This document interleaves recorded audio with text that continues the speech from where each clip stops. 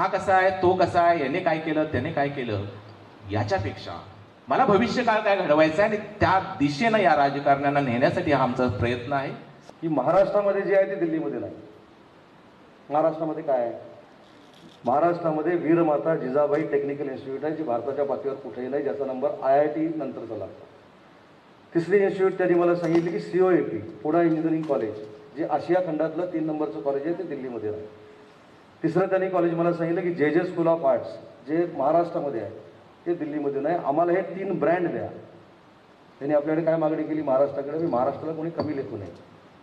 महाराष्ट्राकडे त्यांनी 3 ब्रँड मागितले. आम्ही जमीन देतो, आम्ही सगळा खर्च करतो, आम्हाला फक्त हे 3 ब्रँड द्या, त्यांची उपकेंद्र द्या आणि रन बाय दिल्ली गव्हर्नमेंट एवढं लिहा. याचा अर्थ काय?